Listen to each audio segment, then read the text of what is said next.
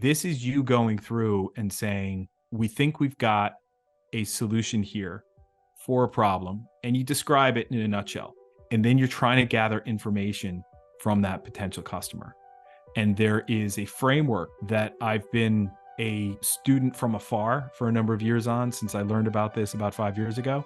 And that I get some, checklists, I get some descriptions of it, and I give it to founders all the time and say, just go through this. And at the core of it is just trying to find out what is really making your customer tick. Now, in Web3 and in other places as well that are not Web3, there is a flip side to that question of what problem you're solving. It's that what desire are you fulfilling? And that is where social networks start to plug in.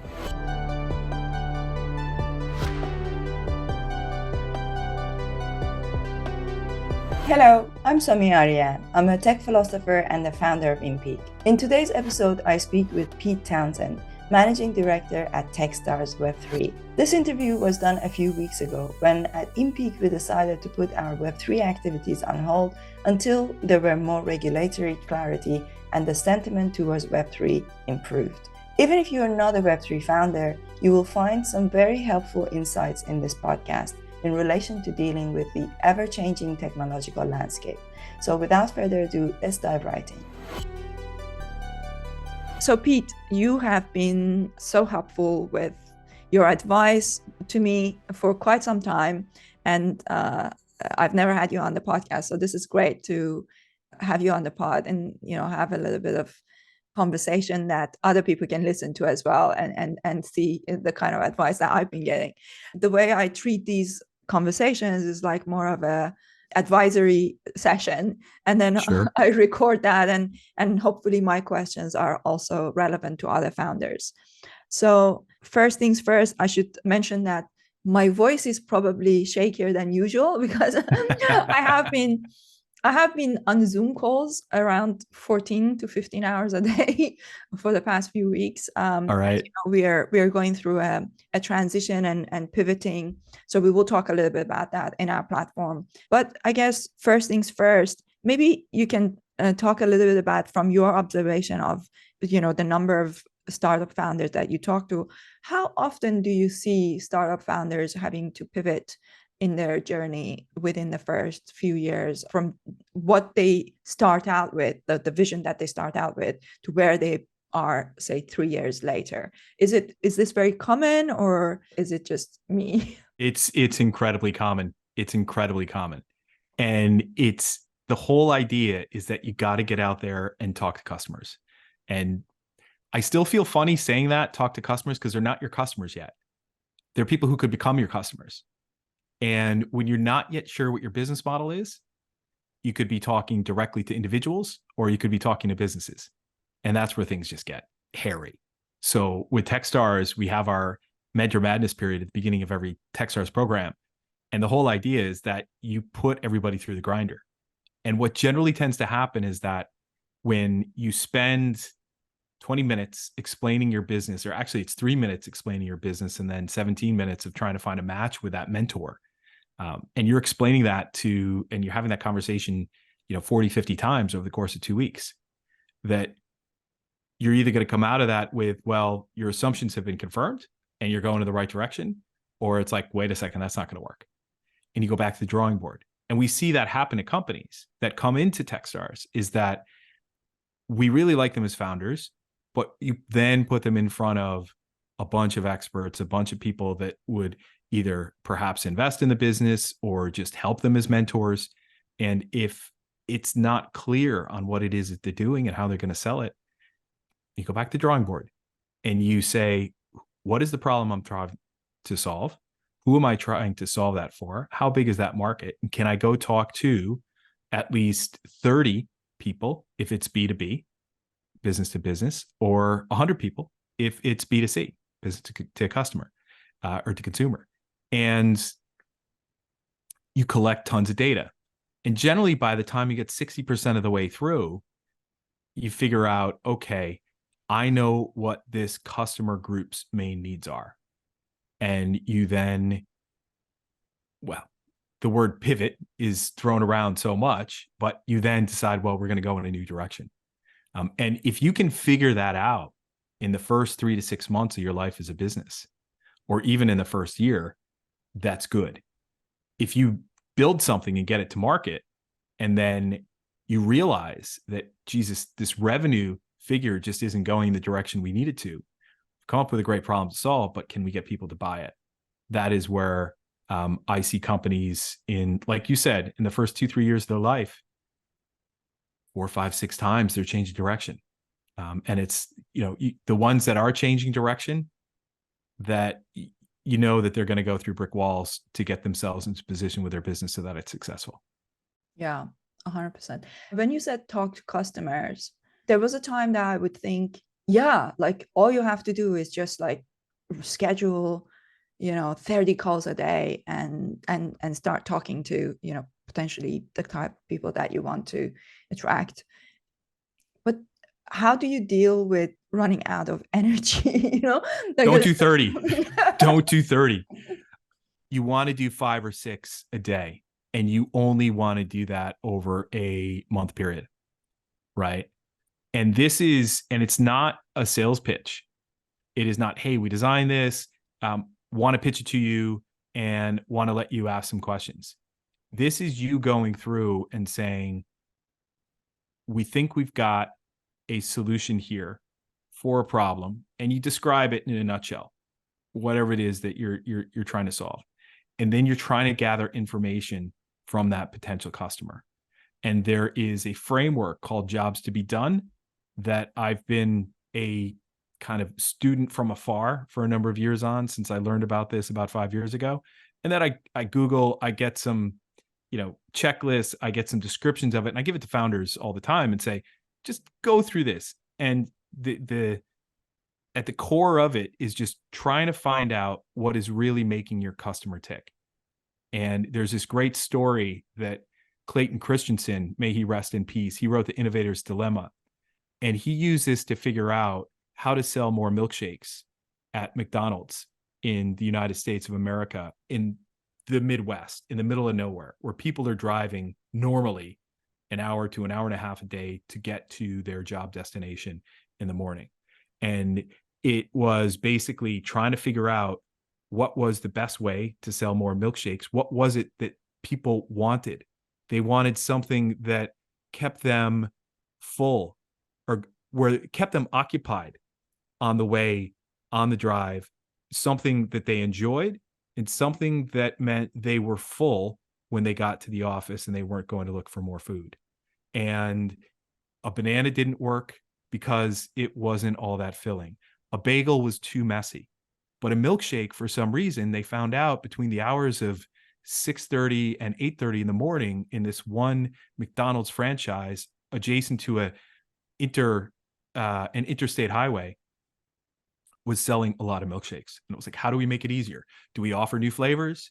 Do we have different levels of thickness? No, their answer was move it out from behind the counter, move it out to the front of the shop, so it's very easy and frictionless for people to actually buy milkshakes. And they sold even more. So that was just very simply, what is it that you want? What are you looking to do? And I've seen these Jobs to be Done frameworks. They focus on, hey, what did you have for breakfast today? When the last time you experienced this problem, what were you going through? What was in your mind that day? And it's really just trying to get this information out. And it can seem exhausted. It can seem pointless, but the information that you gather from that can be incredibly enlightening and really help you to truly understand the problem that you're solving. And I could think of probably a couple of examples for the direction you're going, Somi, where that could be applicable. Yeah, tell me more about that in the direction. So maybe for people who may not have the context, InPeak started out as FemPeak. We were going to be building a network for women in business and technology. Turned out that market was too small. The other problem is that expectation that a female network was supposed to be nonprofit for so many reasons. This was the expectation. So when I talked to investors, that's how people saw it. For example, we got Morgan Stanley as one of our first clients, but it went into their diversity bucket, right? So it just was like not exactly the positioning that we wanted it to be. And because other female networks have been using that type of framework and that type of positioning, it was very hard for us to shake that image. So we rebranded to InPeak, and essentially we wanted to build a network. I have always wanted to build a social network since the beginning of social networking. You know, when I watched Facebook, and then I got into LinkedIn. So for me, I saw a lot of things that were wrong with these existing social networks, and I wanted to build the next iteration of a social network that I thought that it should be how it is. And the way that I thought it should be how it is that as a creator, you should be able to own your data. You should be able to own the relationship between you and your audience. When you post things, your audience should be able to see them. It should not be in a position where you are on most other social networks, that you build an audience, you work so hard to build an audience, but then you post things and you can't even guarantee that they will see it, because it's not in the interest of, say, Instagram or LinkedIn to show you that information, because they have their own agenda. So essentially you've been like a cow milked, that you've been used to generate content for that platform, but then people don't own the relationship between them and their audience. When Web3 came along, it was a promise to solve that problem. And I could see that with token gated communities, you could create this concept of building a social network around communities. However, I always say Web3 has got three problems. Problem number one is overly complicated. Problem number two is regulation. And the third one is hyper-financialization. Because of the nature of the kind of people that came into Web3 being really hyper-financialized, hyper-focused around, the finances, it made it really hard for Web3 to proliferate, at least in its first iteration, the way that we thought it would. So Web3 has taken a step back. We have already built the foundations of the platform for a social network. But the way we see this social network is very different. When people say social network, they think about, oh, people are posting and other people are seeing. But what we are thinking about is a social network that is built around education and learning and professional networking. So you build these clusters, these communities. Each community has got its own live sessions. They have their own on-demand content. They have their own forum. And then there is a collaboration opportunity between the communities. So in that sense, it's very different from, say, something like Discord, because Discord, each channel is closed and they never interact with each other. Whereas on the platform that we are building, eventually there's going to be a homepage where people can see the different communities that they're part of. They can see the latest things from them. They can collaborate. They can, invite each other to each other's content. And Web3 technology made so much sense for this, because it was very easy to connect communities through their smart contracts. But now, without Web3, without the smart contract, we are having to figure out a new way of doing this. So now we are creating email gating, and then we are creating, instead of a smart contract, a long numeric code and a name for each community, and then creating these drop-down menus so that people can collaborate with each other from these different angles. So this was a long-winded way of saying, this is kind of like an explanation of, how we started from FemPeak to InPeak to where we're going now. Yeah. And I have a couple of questions for you, but first, and we talked about this before. I mean, your fourth thing about Web3, there, you mentioned three, there's four. The fourth one is it's a tiny market. Yeah, that's another problem, yeah. 80 to 85% of the people that were in it for the heat of the token flipping. So that you had a good proportion of your audience, or it's very small proportion of your audience likely, that was, hey, truly believe in the direction you're going. You're right about all of this. It's a bit early. And that for Web3 businesses to succeed right now, they need to be able to sell to Web2. So I think what you're doing is that you're repositioning the business so that you can sell to Web2. And that some of the technology that you've built, you can put a new skin on that in order to make it simple and easier to bring Web2 users on board. And that's happening across crypto. That's happening across Web3. So you're in good company, Somi. But I think looking at building a network and building a social network, like you said, around education and training and professional connections, that you still are coming back to the main question with any startup is, what problem are you solving? Okay. Now, in Web3 and in other places as well that are not Web3, there is a flip side to that question of what problem you're solving. It's that what desire are you fulfilling? Okay. And that is where social networks start to plug in. So, my question for you is, when you're thinking about perhaps the community of venture capital firms, investment syndicates that operate like venture capital firm or look for the same deal flow, the startups that they invest in, looking at that community, there's tons out there. There's a huge educational requirement out there, not only for startups on how the VC world works, but the VC world on how new and different strands of, new verticals around technology and what's at play and what makes sense. What should I be paying attention to? What should I not be paying attention to? How do I match? If I'm a VC, how do I match up my true core capabilities with some new, with AI, right? With, if I'm a fintech VC, am I ever actually going to think about might I invest in an AI company that is servicing financial services, right? That is fintech. And what are the types of questions? Who are the people in my network that I can go to that could help me answer some of these questions around this? So if, when we talk about going and talking to 30 potential users, 30 potential customers, or even up to 100 if it's B2B, 30 for B2B and 100 for B2C, what are the types of questions that you're going to ask them to truly find out what you would want to do for them? That's super interesting. To answer your question of what is the problem we're solving or the desire that we're fulfilling, it's the ability to have deep connections or to build deep connections and learn about deep topics in a way that you can't go on Udemy to learn about building a startup.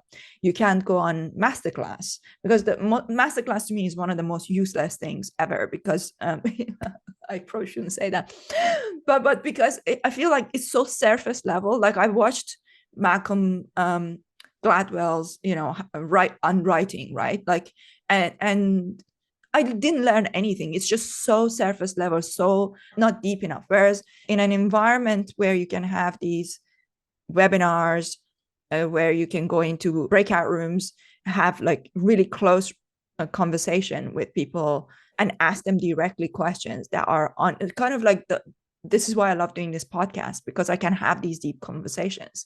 And what we want to do on the platform is really replicate what I have on this podcast with with amazing mentors like yourself. We want to now replicate that for on a mass level for startup founders and VCs and investors, family offices, emerging fund managers, all of those things. So at least that will be like our initial audience. And then as it grows, then those startup founders can then use the platform to build their own audiences for other niche areas. And the reason why we are focusing on emerging sectors, I have a deep belief as a founder that you should focus on something that you are passionate about. And I'm deeply passionate about emerging spaces, like, emerging technologies. And I think that there is a real gap, that there are things like, for example, I'm really deep into health span and longevity. And I take this thing called rapamycin, which is which is like a anti-aging experimental anti-aging drug. Now there is a forum for it, and there's like a website that is specifically dedicated to that. And I can see an opportunity, and so many people don't necessarily know about rapamycin, but I can see an opportunity for our platform to be a place where people discover these new, and exciting discoveries, and they can build an audience. So if our platform can be a space for startup founders, because I think that that's where the deepest insights come from the latest things that are being worked on in science, in technology. And there are people who are early adopters that want to learn about these things. And by the time it hits masterclass or Udemy or, other kind of first of all, it probably never will get to those places, but even by the time it does, just so much older. So that's, I believe that's the desire and the problem, that we are addressing, to be a space for deep conversations and deep learning, deep connections for emerging spaces. I think you've hit the nail on the head, Somi, is that there's the desire side of it, the desire to do everything you just talked about, the desire to connect, the desire to learn, the desire to grow your network. And it's not just for networking purposes. It's because I do this myself, is that I curate my network as much as I can, because having conversations with people gives me new insights about the investments I'm about to make. Right. And I ask those that I'm close with, whether they're investors or experts, mentors, say, can you talk to this founder, please? I think I'm missing part of the story here, because I don't have the experience or the capability in this one area in order to ask the right questions. Can you please do that for me? Right. So we're doing two things there. We're fulfilling a desire to help me curate my network, right? And to stay close with people and learn at the same time, but also then help me to do my job, right? Which is due diligence on founders and due diligence on potential investment opportunities and making the right decisions about what to invest in and then how to work with those founders. That's a different conversation completely. So what I'm thinking is that you've got an excellent grasp on the desire side of it, but on the problem side, what you expressed at the very beginning when I asked you is the same thing that I get from founders all the time, is that when I ask them the problem, they do a reverse of the solution, right? An inability to do X, an inability to build their network and educate themselves and learn in the way that they would like to. So back to the problem. With the options that are out there today, we don't want to get into a competitive landscape assessment here. We do not want to, because you need to think beyond that when you're doing this. It's a critically important thing to do and to figure out what to watch for. But how do you dig into and drill into this collection of things that are a headache for people, right? And is this a painkiller that you have, or is it a vitamin? I'll say it the American way, a vitamin. And a painkiller is something when you have a headache, you leaving your house, you get into the car, you're like, oh, I forgot to take my painkiller. I'm going to go back inside. When you're pulling out of the house, driving away, and you say, oh, I forgot to take my supplement today, my vitamin C, whatever, my mega vitamin. Am I going to go back in the house? Am I going to drive back and do it? Nope. I'll take it later. Right. So that vitamin fulfills a desire. That vitamin allows you to supplement your health, supplement your diet, do whatever you want. But that is the other side of it. Solving the problem is the painkiller. What is the pain that you're killing? Mm-hmm. Well, first of all, I would say that depending on who you are, the supplement might be super important. True. Like that's like why I know you're a very smart person, Somi, because you answered that. I really think for the audience that we are going for, which is the startup founders who are extremely smart, obviously they wouldn't be building in emerging sectors. And for VCs and fund managers, etc., that are looking to discover new talent. If you think that as somebody who is like sitting on the other side of writing me a check, that I need to reposition this in a way that to you it looks like a painkiller, I can do that. But I would also argue that there is an audience for whom the supplement is is equally as important. And I am the person that would go back to get, or if I can't, I would just buy it somewhere else again. Well, let's turn it around, right? So taking that supplement, what is the problem I'm solving by taking that supplement? I'm fulfilling a desire, but you know what? I feel like because I don't eat or drink dairy, I'm not getting enough vitamin D. Yeah. That's a problem because, longer term bone deficiency, right? So I need to do something about that. That solves a problem. So in your space, a startup, geez, I'm just not in the right circles. Yeah. I don't know enough about fundraising. I don't know enough about doing jobs to be done frameworks. And if I'm a VC, I just don't have the right connections to fill the gaps when I really like a founder, but I'm not sure about the technical side of it. Mm-hmm. Okay. So what we've just done there is flipped it from fulfilling a desire of, I want to learn more, I want to be more connected, I want to educate, to, I really do have a problem here. And finding those startups and finding those VCs. Like, I'm very familiar with a VC who is going through this same thing right now, where they're saying, listen, we've got some great people, they're really smart, they're great investors, but nobody knows we're here. And as a VC these days, you can't just sit back and wait for the deals to come to you, or else you're just going to get, you got to get not the best ones. You got to go out and be able to find them. And to be able to find them, you need people to know that you're there. And for people to know you're there, you've got to create content. Yeah. Or And that's where you can help. Yes. In the old days, it was go do an event, right? So I was going to speak about the events with you. That one of the things I find about going to conferences, which is quite frustrating, is that I had this experience in Consensus where you meet lots of people and everybody's just really quick to exchange Telegram with you, but you don't build a deep enough connection. You don't really have enough of a conversation that you will remember them. And then the moment you go away, that those connections fizzle out. Whereas with a community like ours, because you will keep coming back to these events during the week, you start to build relationships. And you get to know people. Like, there's so many people I met at these conferences that I don't even remember. I put people into folders, but it's not like on a daily basis. There's no reason for me to message them. So to keep those relationships alive. Whereas one of the things that I loved about Web3 with like Discord and with events and things like that was that you actually got to know people. And after a while, you knew, even if like you didn't know their real name, even if they were pseudonymous, you started to kind of get a sense for this person was a presence in your life, and or that avatar was a presence in your life, and you knew that you could actually reach out to them and talk to them. So I think that is one of the biggest things. That the other thing I would say, as somebody who lives in London and so many of these events happen in the US, traveling, it's just so expensive, so hard to constantly travel to conferences. Whereas our platform essentially will provide the ability for communities to hang out with each other without having to constantly travel. And you can build those relationships, and some of those relationships can be stronger and more meaningful than spending a week in a conference. So there's just some of them. Oh, we could talk forever about conferences. I mean, in a nutshell, it's that you go to a conference if you have a speaking slot.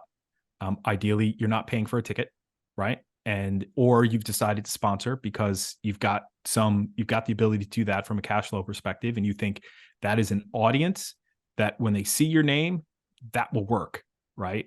And that will get people to buy what you're selling, right?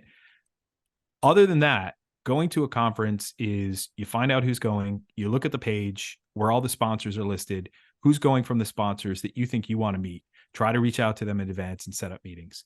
And you go and you do your meetings, and then you leave and you go to the side events, and you pick out the side events that are in your niche. And that's where you go and you have more of those meaningful conversations.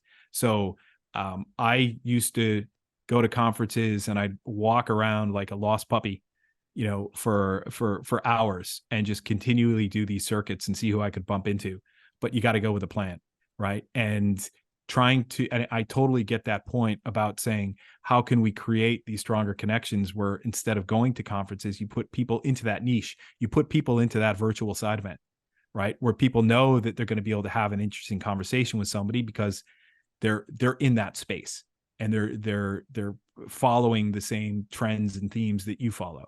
So I think that's a strong thread to pull on, is what I'm saying. And it's going to come back to, hey, do you have enough of a niche in the earliest days of people who you are solving that problem for, right? Of, I don't feel like I'm in enough circles, I don't feel like I have the right connections, I can do better. And then from that point on, what will naturally happen is, when you can move this to fulfill a desire, that desire is going to be, hey, I keep hearing about this network. I keep hearing that people that I know that are on that, I need to get on that network. And that is fear of missing out, right? And you're solving that problem, or it's a desire at the same time. So I think it's, again, at the earliest days, focusing on the problem and being able to get money from people who you're truly killing a pain for. Yeah. Okay. So in general, your suggestion is to always talk from a painkiller point of view and not a supplement point of view. To get in the earliest days, you need to. Mm-hmm. You need to. And, the earliest days of Coinbase, for example, the problem they were solving was that it was really, really hard to buy Bitcoin. Mm-hmm. Now look where they are, right? They've gone way beyond that. As opposed to saying, hey, I have a desire to get into crypto. That wasn't the problem. They weren't fulfilling that desire. They were just saying, hey, it's really hard to hold Bitcoin for people that are in it right now. And then let's go on down the road, down the years, and attract a whole bunch of users just by the fact of, hey, I need to be in this space, right? So, that's where you're going. Well, from a B2C point of view, that's how we can describe it, what we just said about you're solving the problem of people connecting, etc. But from a B2B point of view, we're solving yet another problem, and that one is, for me, is even more tangible, and that is, as a founder or as a creator. Now, as a creator, you may be a VC creating content for your portfolio companies, you may be a coach creating content for your clients. So as a creator, we solve a real problem, and that is, you own the relationship between yourself and your audience. You're not building an audience, you're building a community. There's a difference between a community and an audience. On social media, you build an audience. On our platform, you build a community. And then you own the data. You can see who has watched what, how much of it has watched. So, like, if you want to upsell to them, if you want to, monetize, I don't know, merchandise or whatever that you might want to think about, you can do all of those things in a way that you wouldn't be able to do on, say, YouTube or other places, because you can't see exactly. So on YouTube, on LinkedIn, you get aggregate data, you don't get exact data. And then with your audience, you have all their emails. So it's entirely puts the power in your hand as a creator, and the way that you manage your community. So I think that was, like, from the very beginning, that was the thing that my problem as a creator on LinkedIn was, that, like, I've got 80,000 followers on LinkedIn, but I have no control over whether when I post something they see it. I don't know, I don't know exactly who is watching what. And even if I do, I don't have a way of reaching out to them. It's not like I can post something and see, okay, these people looked at this video, so I can then email them and say, hey, I saw that you saw this video, would you like to right? Couldn't do that. So that's one of the problems. I know. Yeah. And helping, again, it's fulfilling desire. And even I fall into it myself, which is, what is the solution? Helping people build communities. The problem is that I don't have enough of a group of people or businesses that are aware of what I do, that want to engage in with each other, that will help me to fulfill my business objectives. Right now, again, I'm grasping here to try to define that problem, and you can go through a whole nested set of examples here. But I think it comes back to the core of what we were talking about, that if I'm a startup, I'm not in the right circles. I don't know enough about what I should be doing in the earliest stages of what I'm building in order to, I can build product, but what else should I be doing? And then if I am a venture capital firm, I don't have the brand, I don't have the awareness of what it is that we're good at to attract those founders that really need help, and obviously capital. So that's so you would say that building a network is the first problem, and then the second thing is, once you build a network, how do you manage the relationship between you and your community? Well, it's building a network, but it's doing it in such a way that I go from a few people I know to 10 people I know, right? I get 2 to 10, and that those 8 people I've added to my network are helpful because I've spoken with them and they've shared some ideas with me.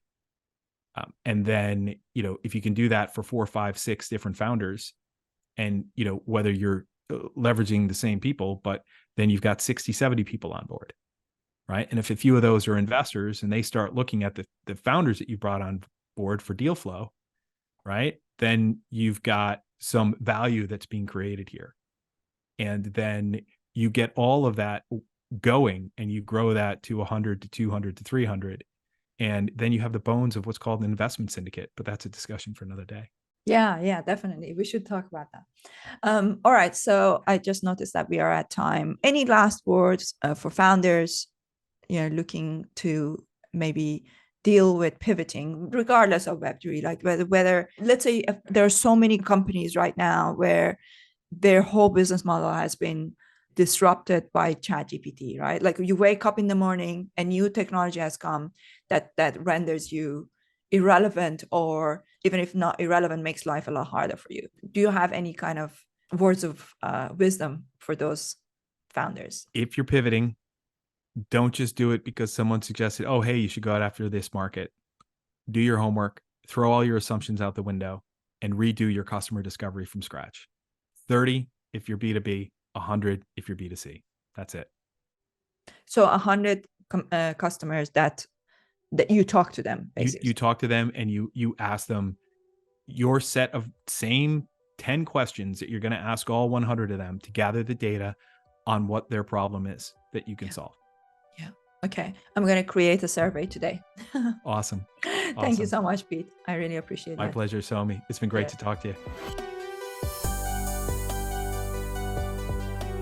I hope you enjoyed this interview with Pete Townsend of Techstars. Please be sure to subscribe on YouTube or wherever you get your audio podcasts so that you don't miss the future episodes. It will mean the world to me if you leave a review and share this podcast with other founders who you think might enjoy.